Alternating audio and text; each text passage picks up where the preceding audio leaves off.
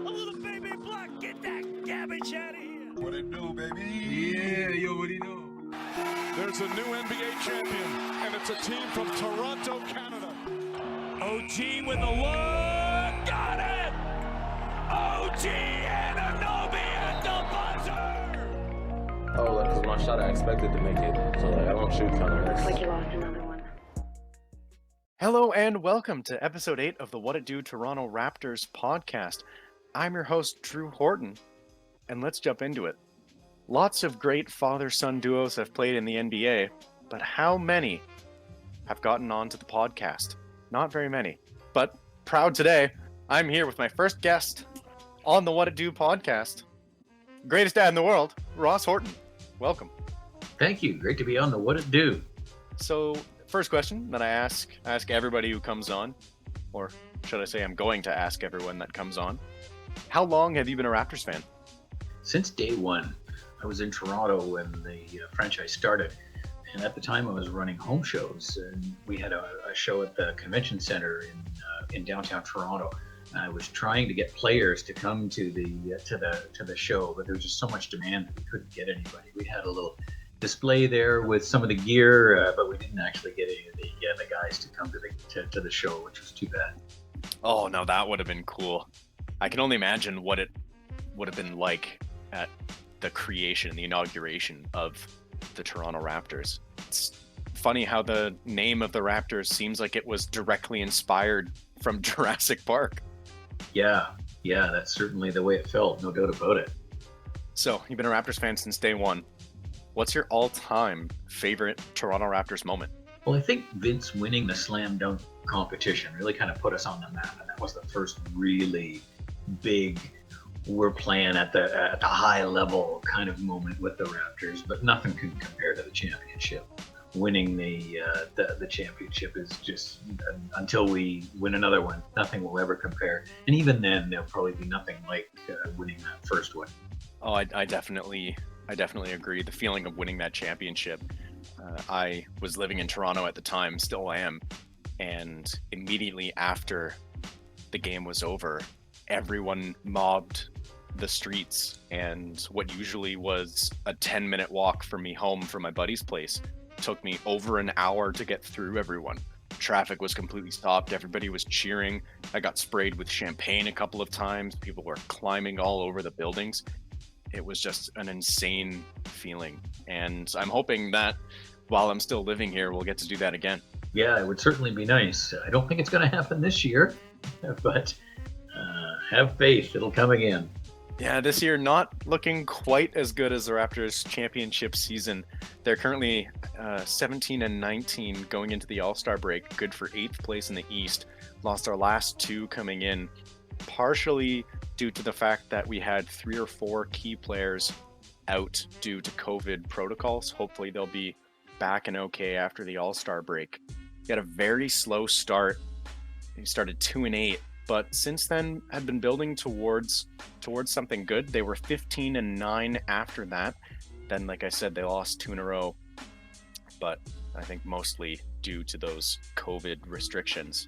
So they are in a playoff spot, 8th in the East. I think they'll probably finish around 6th or so. I don't think that they deserve a top 4 spot with the way that they've been playing, but they're probably in the mix to fight between 5 and 8. How have the Raptors looked to you this year so far? Well, the start was just really tough. I mean, nobody was playing the way we hoped that they were going to come out of the gate. Pascal was not playing, probably still isn't, but particularly at the start was not playing anywhere near like a second-team All-NBA player. And Fred has been pretty consistent all the way through. Norm actually got off to a really slow start. He's been amazing since he really got on a roll the last sort of 15 games or so. But starting 2-8 is really tough.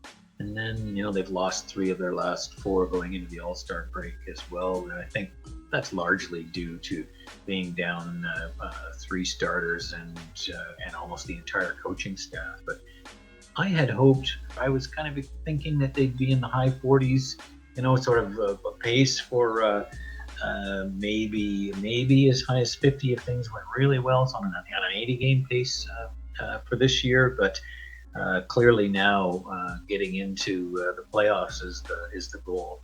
I think they're probably coming in 6th, maybe 7th. They could drop as low as 8th. I don't think they'll go farther than that, depending, of course, what happens at the trade deadline. If they decide to cash out, then maybe all bets are off. But I also don't think that they're likely to climb above 6th.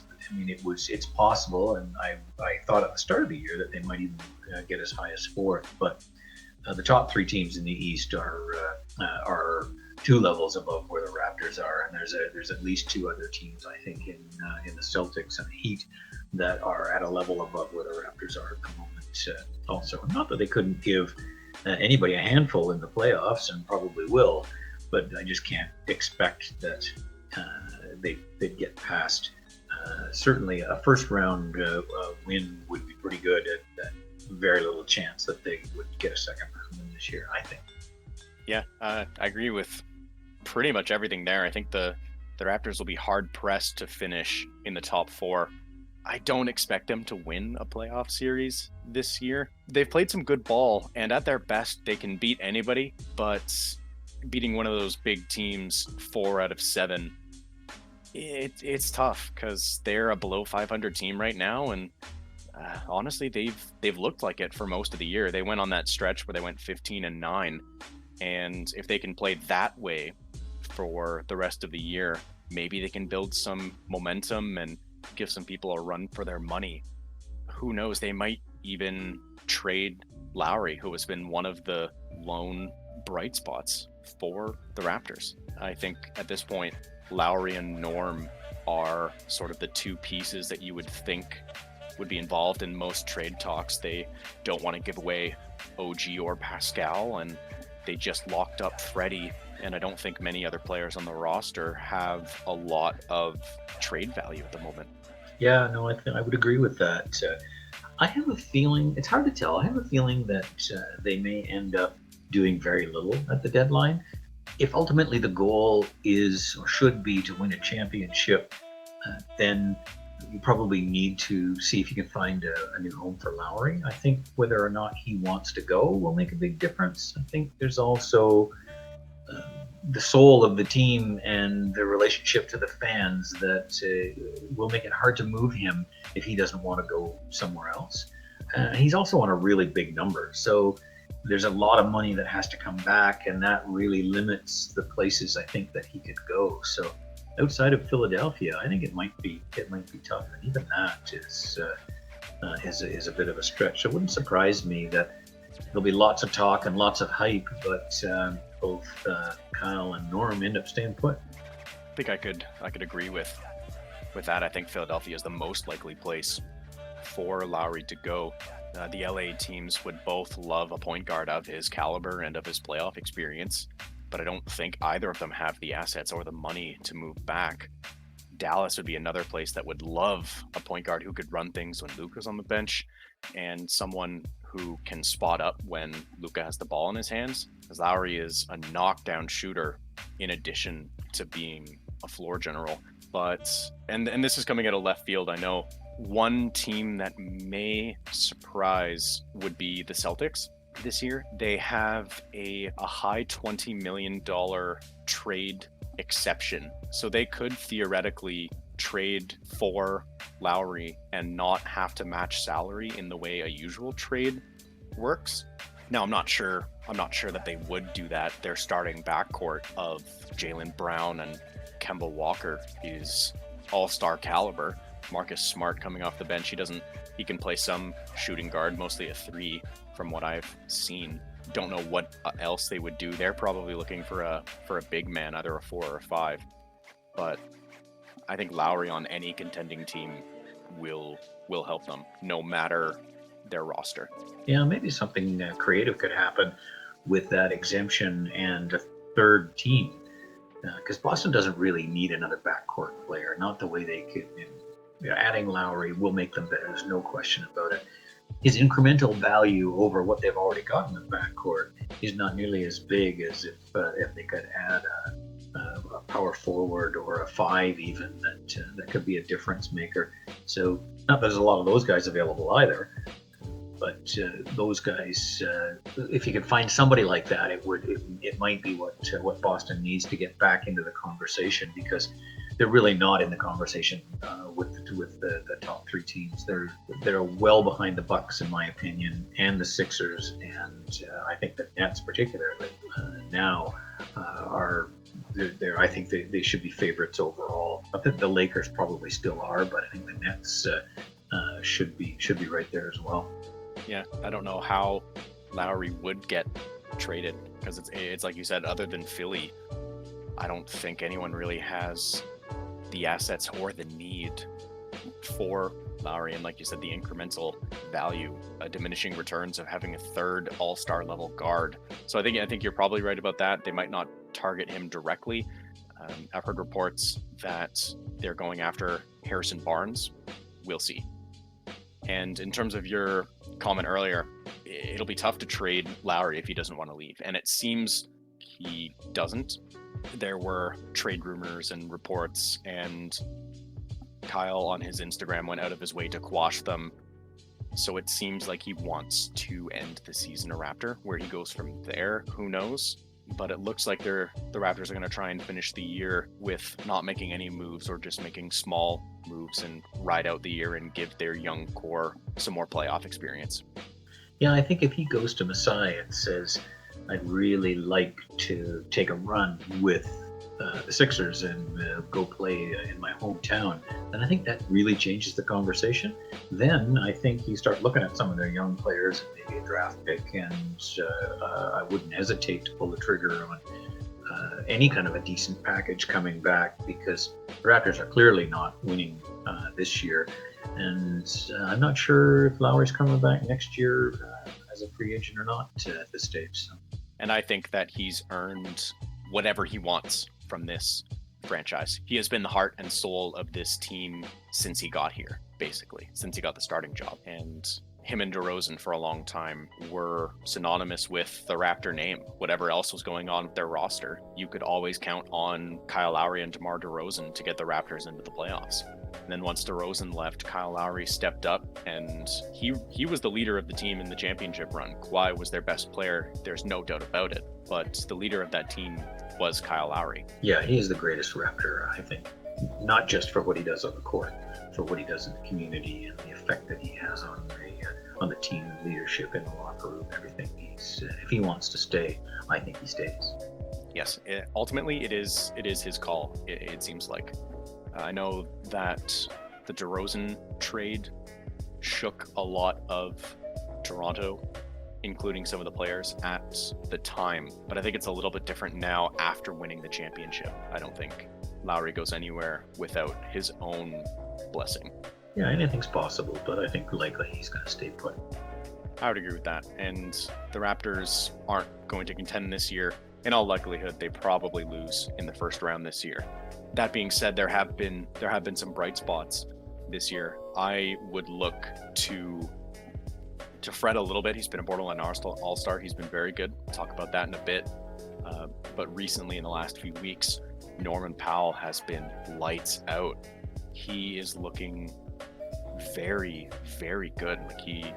If he plays this way all the time, he could be a 20-plus point per game scorer.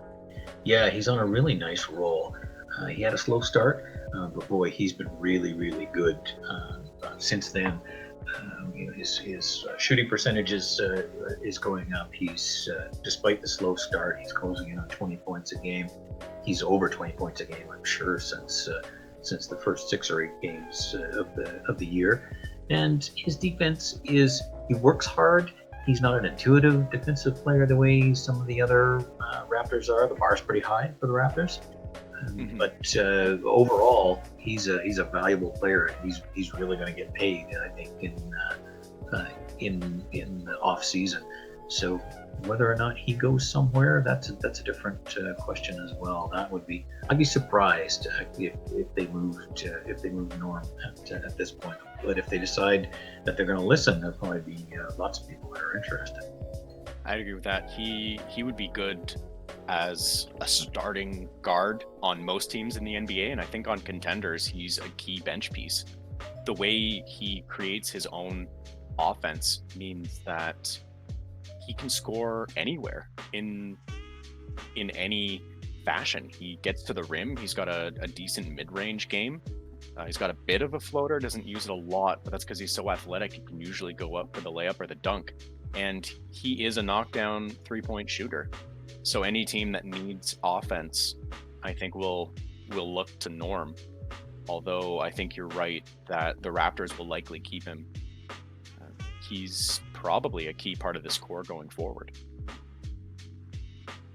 Yeah, it'll be interesting to see what kind of numbers he gets in the off season. Because I'm sure he's not going to pick up the option on his final year. He shouldn't. He's worth way more than he's been getting paid. So somebody will definitely pay him. Whether it's the Raptors, I don't know. I'd certainly like to see him stick around, but the number is going to go way up, I think. Yeah, I definitely agree with that. Norm, the way he's played, he deserves to get paid. It just depends on where it is. Have you noticed anyone else that deserves a shout out for their play this year so far from the Raptors? I've really been impressed with Chris Boucher. I've always liked him. I like the way he's fearless. I like the way he plays. I like his energy, his personality. But now his minutes have moved up, and he's still delivering at the same level. The concern I think with him was if he's coming off the bench and he's high energy and he's making an impact at 8 minutes a game or something like that, is he going to be able to, or 10 or 12? I'm not sure how much he was playing, but in that kind of range, if you get into the low 20s kind of minutes per game, can he still deliver? And he is. He's near the lead in the league for block shots. He's shooting over 40%, I think, still from three. His true shooting percentage, I think, is over 60, something like that. Like, it's unbelievable. And he can rebound a little bit.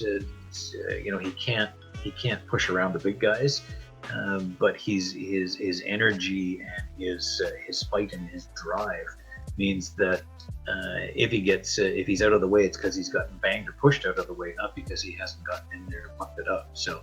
I love his game, and as weird as his set shot looks from deep, boy, it's pretty. It is. It looks like a trebuchet going in. No pun intended, I guess. Sorry, pun always intended. But he led the league for I think it was the first 3 weeks of January. I don't know if he finished the month in the lead, but he led the league in 3-point percentage for most of the month of January. I think it was 50% or 49, maybe just under, but at least 2 weeks in, he was shooting 50% from three in the month of January, which was absolutely absurd.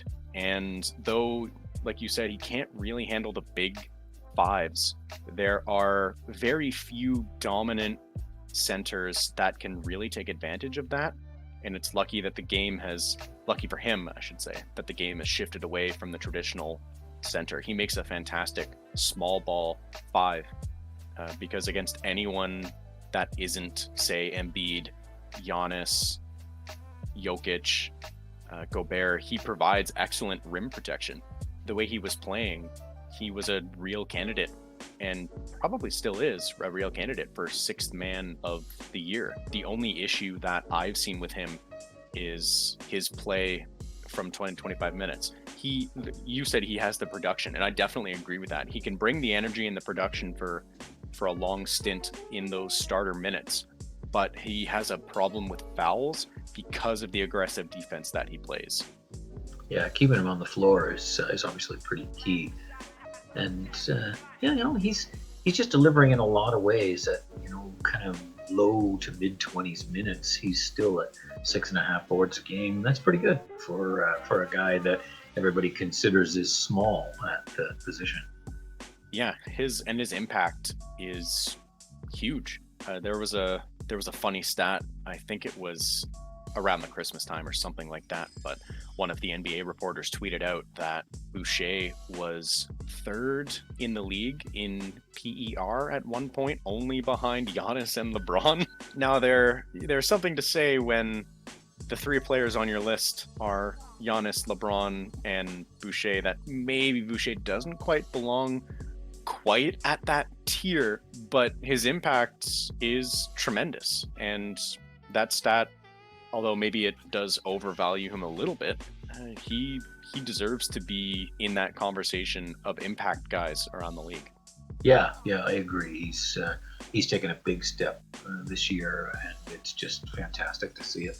Now, we've talked about the two bright spots, one each that we've seen so far. Has anyone underwhelmed you?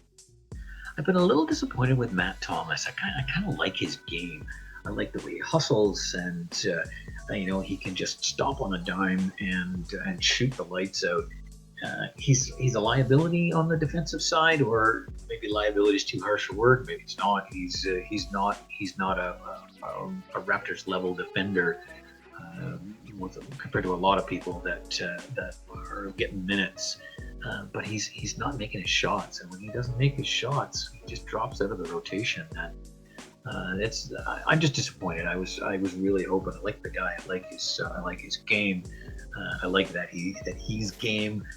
But boy, if he's not knocking down threes, it's trouble. I mean, it's not like he's cratered and he's like an Aaron Baines 25% shooter from beyond the arc, but high 30s needs to be low to mid 40s for him with the level of defense he plays to be on the floor. And at least he's got to get to 40, and hopefully he'll be able to make that change. But he's going to run out of opportunities. I completely agree. I think his ceiling, at least what Raptors fans were hoping his ceiling is a type of player similar to, say, Duncan Robinson, JJ Redick, Joe Harris, where what he's going to do out there. He's just going to shoot threes. That's pretty much his entire game. But the way he gets open and the way he slips screens and his off-ball movement would allow him to get up, 4 or 5 shots a game, and that his defense would be at least at a playable level. But he is a tier below those guys. And if he's not shooting above 40%, I don't think you can play him. If he's on the court, you either have to stick him on someone like another of his type of player, like a Danny Green or a JJ Redick or a Joe Harris, guys that aren't a threat to drive to the hoop themselves, because his one-on-one on-ball defense is below average on his best nights. Yeah, it's too bad. I was hoping that he was going to play a role more like the JJ Redick kind of role was where I kind of thought he was going, but boy, it just hasn't been there. It hasn't, and it's not to say that he won't get rotation minutes going forward. Some people do forget this is only his second year in the NBA. He was a rookie last year, so teams have been game planning for him a little more this year. And although his defense has been less than good, is the nicest way that I can put it. His defense wasn't great last year. He was just hitting his threes at a higher rate. I think he needs to work on getting open, and if he doesn't shoot the ball, then there's no reason for him to be on the floor, because the Raptors have quite a few guys that can hit open three-pointers, but they've got 11 or 12 guys that play better defense. My underwhelming pick so far, you mentioned him briefly at the start, has been Aaron Baines. I was a big fan, still am a fan, of Aaron Baines. I really liked the signing. He was the best center left on the market, but he has just been abysmal. And he has gotten better of late. It looks like he's settling in, and his shooting has gotten better, although that's a low bar, to be fair. The amount of missed open threes and missed layups is jarring for an NBA level player. That being said, he has gotten better at doing the little things that the Raptors need. He sets great screens, Marc Gasol-esque screens on the offensive end. He's taken some charges. He's a big body inside, which has been good to deter most guys from getting to the rim, at least of late. And I think part of his defensive issues at the start of the year were due to the Raptors system. You alluded to it earlier, but the Raptors have a very complex defensive system. The guys there are all very good defensively, high IQ defenders. Most guys don't have that knowledge immediately coming in to a team.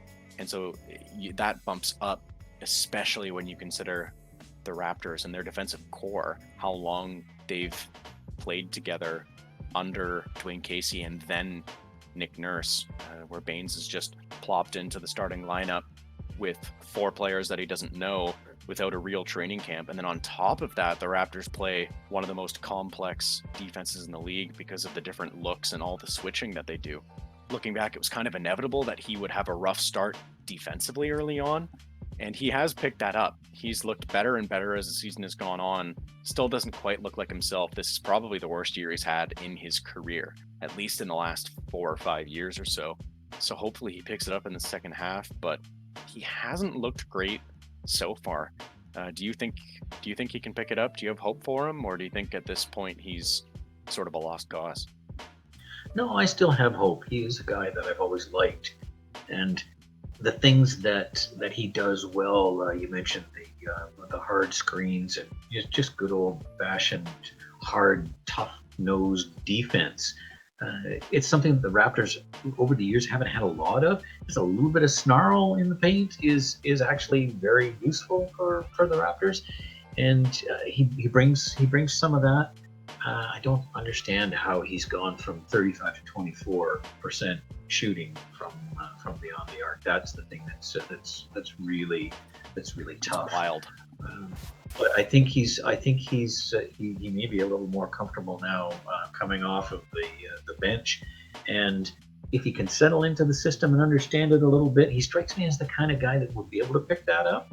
And maybe he just needs to focus on the defensive end of the court, and if he gets a few of the chippies in the paint and starts to make those, probably don't need him to shoot a lot of threes, but it was just such a surprise to see him being challenged at both ends of the floor.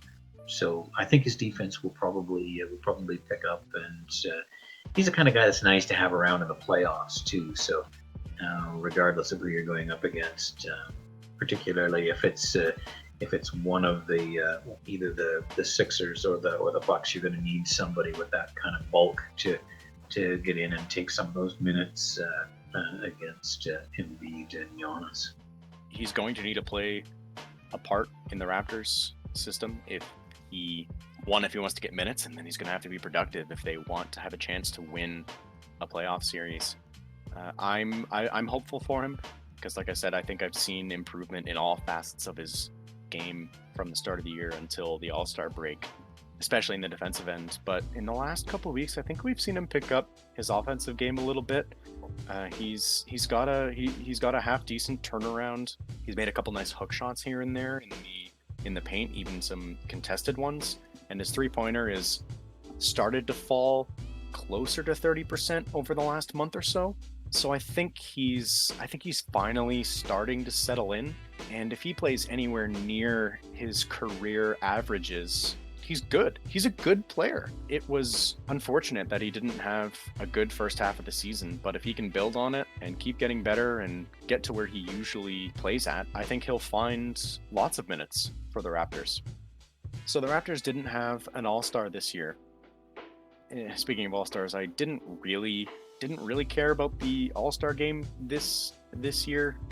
I usually watch it, but because of COVID and then all the reports and the tweets from players saying that they didn't really care and didn't really want an all-star game this year, combined with the lack of fans at the all-star game, it just felt like it was going to be flat. I lost interest pretty quickly in the all-star game this year. Did you watch it? No, I didn't watch the game at all. I was planning to record and watch. I did record and watch some of the skills competitions. The game, I had a feeling that I wasn't ever going to get there. And turns out I didn't. It's been a long time since the no defense game. It just doesn't appeal to me.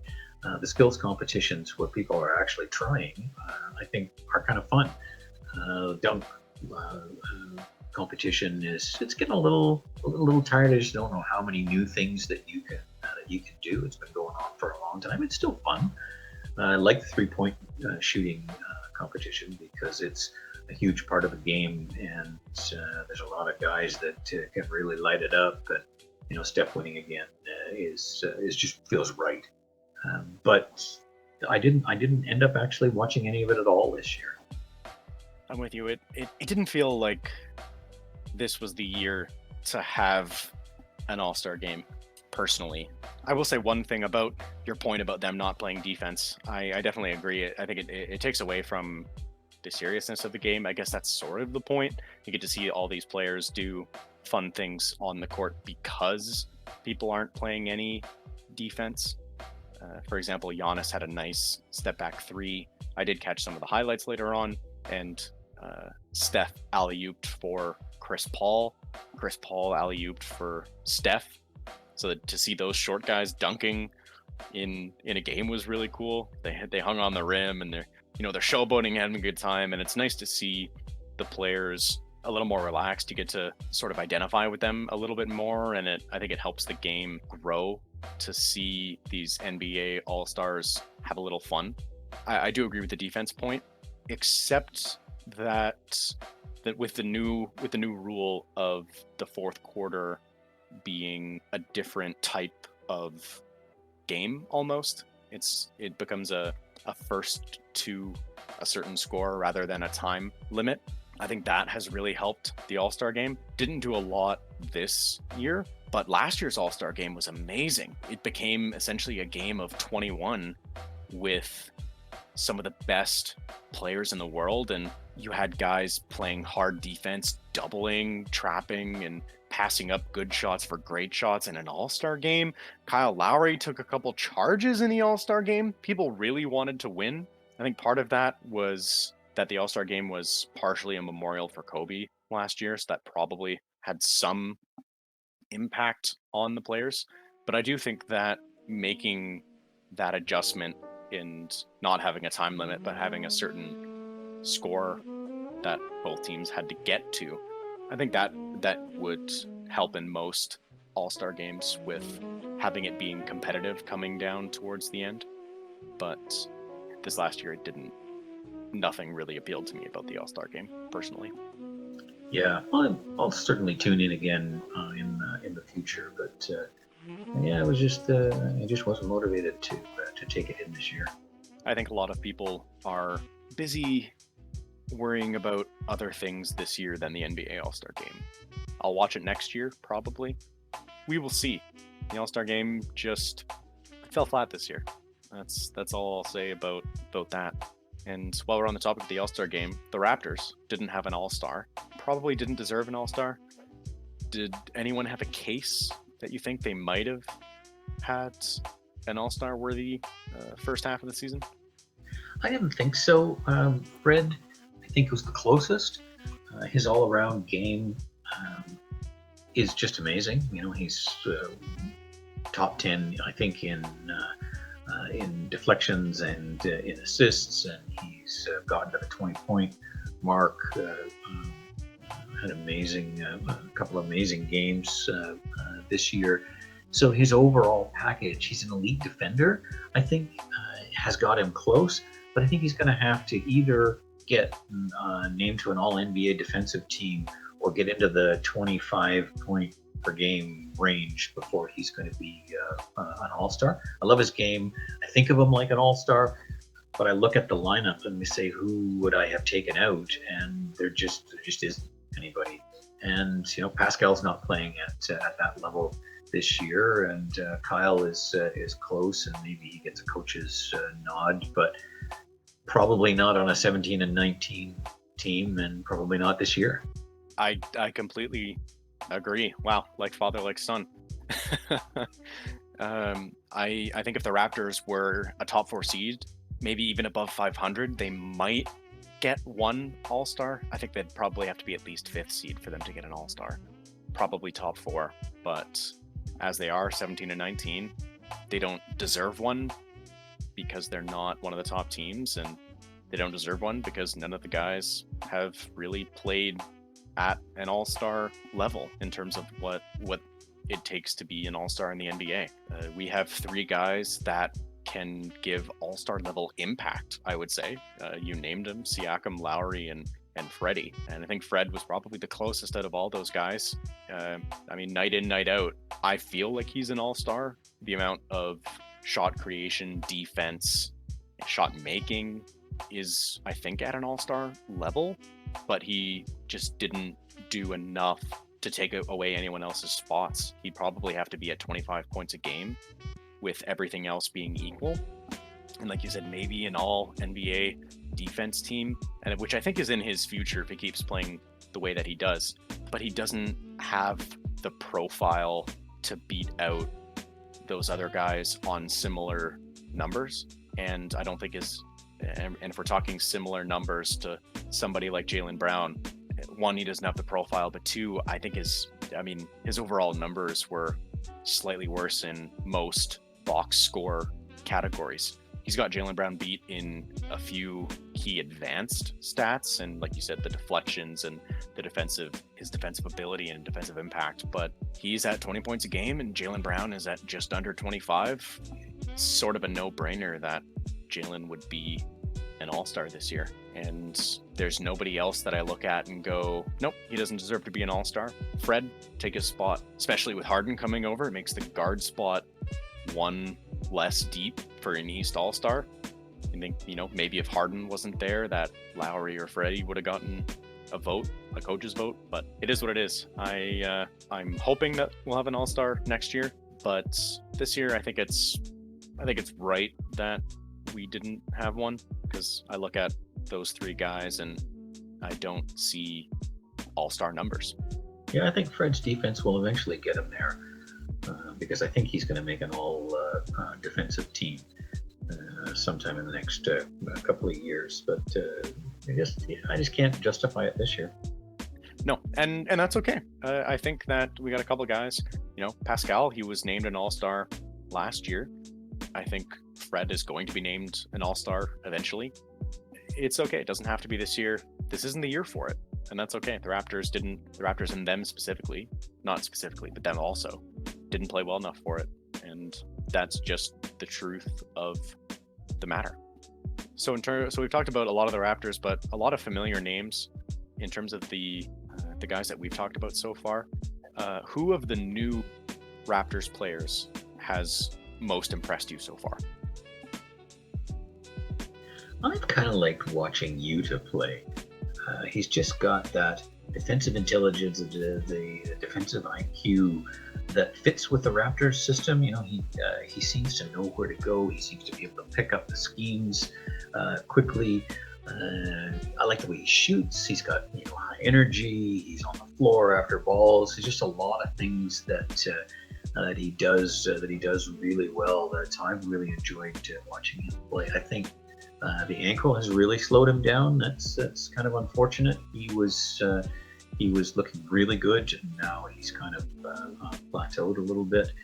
But I think that once he gets his full mobility back, that he'll start playing a little bit more, and hopefully he'll continue knocking down some shots, because he can the kind of guy that can come in and make a difference in a game at the defensive end and chip in a little bit on offense.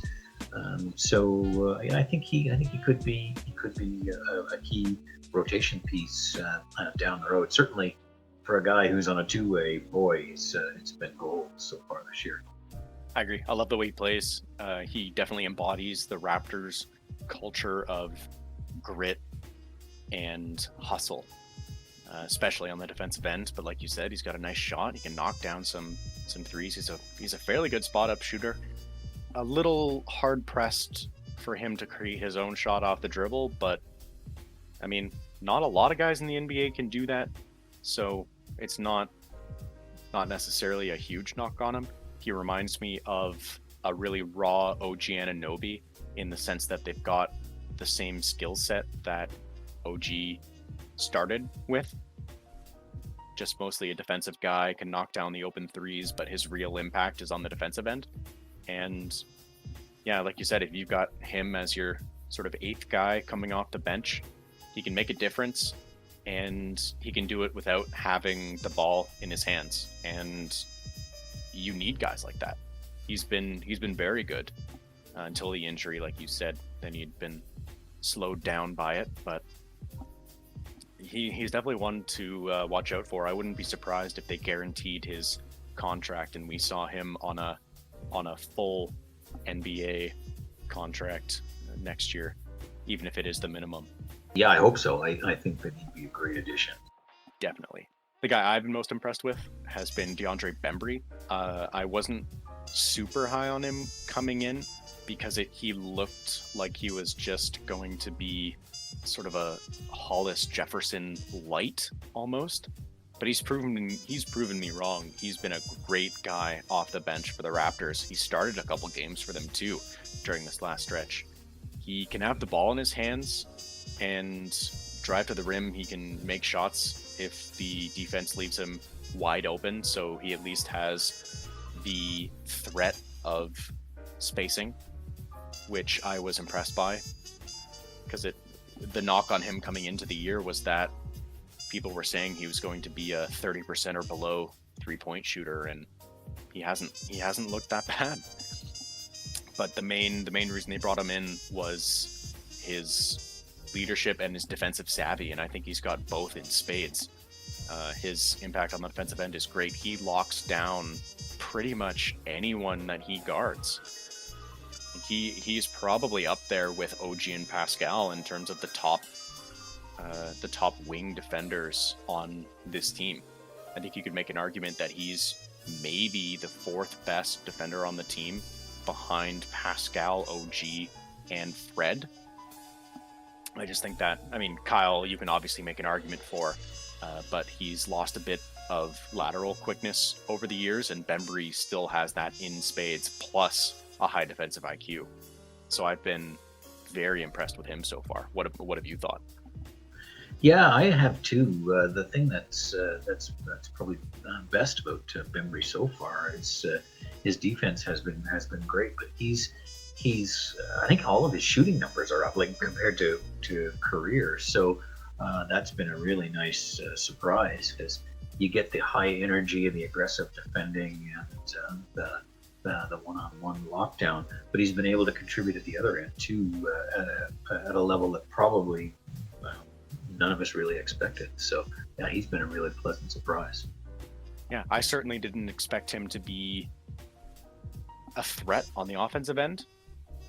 He's playing great defense, and that's what we expected. But I mean, it's like you said, the unexpected upside of him on the offensive end is it's a welcome surprise. The knock on Rondé last year was that the team was essentially playing 4v5 on the offensive end if Rondé wasn't handling the ball himself. But Bembry can spot up on the wing or the corner, and his shot has been accurate enough this year that you can't leave him. And he's even been, in terms of spot up shooting, he's been a plus for the Raptors this year. So I think that he's done exactly what he was signed to do, and he's added a little bit more. I'm liking him a lot, and I'm hoping that this play continues in the second half of the year. Yeah, I didn't know a lot about him coming in, but he's been a pleasant surprise for sure. Definitely. The not a ton of happy Raptors moments this year, just the nature of being a below 500 team, 8th place in the East. A lot of your guys having to sit out due to COVID regulations. But there have been a couple of big highlights for the Raptors season so far. My personal favorite was Lowry hitting 10,000 points in a Raptors jersey. I just think that really cements him as the greatest Raptor of all time. He might not be the most skilled Raptor to ever put on a jersey. I think you could argue that Kawhi is probably the best to ever play as a Raptor, but I think it's undeniable that the first person to get a jersey retirement for the Raptors should be Kyle Lowry, and I don't think there's any argument for anyone else. Yeah, I agree. He's an icon, not just for the Raptors, but in Toronto sports. He's the greatest Raptor of all time and one of the greatest Toronto athletes of all time. No question. And not only has he been great on the court, but you mentioned this at the beginning of the podcast. He's great off the court. He does tons of charity. He donates tons of money, and he also donates his own time. He hosts I believe it's a Canadian Thanksgiving program every year, and he, out of his own pocket, feeds hundreds of Torontonian families every single Thanksgiving that he's been a member of the Raptors. And it's people like that that you want to remember, and you want to maybe idolize isn't quite the right word, that you want to immortalize. Him hitting 10,000 points when you have such a clear milestone like that, you get the championship and then the 10,000. It's a far cry from what was initially a bit of a bumpy start when he came here. There was some tension between him and the Raptors because he wasn't getting minutes over Jose Calderon. But once he did, he settled in, and he made 6 All-Star games in a row. Raptors made the playoffs 8 years in a row, culminated in a championship, and I think that he's one of the biggest reasons for that. Yeah, it's no coincidence the greatest the greatest stretch in the history of the Raptors coincides with him being their engine. 100%. You can't say Toronto Raptor greatness and not have Lowry as the first name that comes to mind. And I think that is a hill I will die on. Anyone can argue with me, anyone can fight me over it. I think it is undeniable that Kyle Lowry is the greatest Raptor of all time. And with that cemented, no one can ever argue it again. Let's go on to your favorite moment of the season so far. What are you going to highlight for us as your high point? Oh, Fred going on for 54 against Orlando. Oh, yes. Yes. That was just unbelievable. He just kept filling it up. It was just absolutely mesmerizing to watch. Not only did he set the Raptors all-time single-game scoring record, he also set the all-time NBA scoring record for an undrafted player. Just amazing. What a night. That was quite a game. The thing was, for the first, I think, 30 or so points, it looked like he was just getting them within the flow of the offense. It didn't feel like he was taking the game over, but any shot he got, he hit. He started the game, if my memory is correct, he started the game 11 for 11 from the three-point line. Yeah, he was just unbelievable. Absurd. 23 shots, 54 points on 23 shots. Just amazing. He threw in 3 blocks and 3 steals. Just what unbelievable. What a performance. Yeah, when you think of 50-point games for the most part, you really don't look at the rest of the box score. But watching that game and looking at the box score afterwards, he wasn't just scoring. He was still playing elite defense while doing it. And that's just a testament to him as a player. Yeah, it'll take an awful lot to fill Lowry's shoes when finally he moves on as the leader and the general of the Raptors. But Fred's the guy. Yeah, it's tough to fill the Lowry-sized hole. Tougher to fill the Lowry-sized shorts. But that's a whole other thing. We don't need to get into that. But if there's one person that you look at that can match Lowry's production and his leadership, I think the only person is Fred. Yeah, he's just got the character to pull it off, and that's pretty high praise. He's the entire package. It's great that the Raptors keep finding not only great players, but great human beings as well. The culture that they've set is impressive, and hopefully that culture will carry them to another championship. But this will not be the year. That is unfortunate. Looking forward, we have reason to be optimistic. Yeah, I agree. It's not going to happen this year, and we still need the guy, one of those guys. It's been a long time since anybody's won without one of those guys, and for us it was Kawhi. So having the guys we were talking about, the all-stars, and whether or not we deserved any this year. Well, we got 3 guys that are stars that were just not quite at that level this year. And for a long time, we've had a lot of guys like that. The Raptors will need another one of those guys. Don't know who he's going to be and when we'll find him. But I think we're going to need another guy like that, that can do the things that Kawhi did, that can do the things that LeBron and Kobe and all of the Dwayne Wade, those guys can do. And it's just really, really hard to win a championship without one of those guys. So we need to find him. It is. It's tough to win, and in sort of the dynamics of the league right now, with sort of the 2 or 3 superstar teams, I would say it's nigh impossible to win without a superstar on your team right now. I mean, you saw the Heat get to the finals last year against the Lakers, and I think Butler is a superstar. He's lower on the tier of superstars, but I think he still qualifies. And they got throttled by the Lakers. The Raptors need one of those guys to be in the conversation. Now, that being said, going to your point, they've got 3 guys that are stars, no superstars, but they've got 3 guys that could make an all-star team any given year at the moment. See where Lowry goes at the end of the year. But as a free agent, you would have to think that Toronto is looking like a good situation for you, because you get to come in and have an amazing supporting cast and have a guy like Siakam to take the load off, and he steps up and has massive games. You look at game 1 of the 2019 finals. Not only that, but you get to be the man.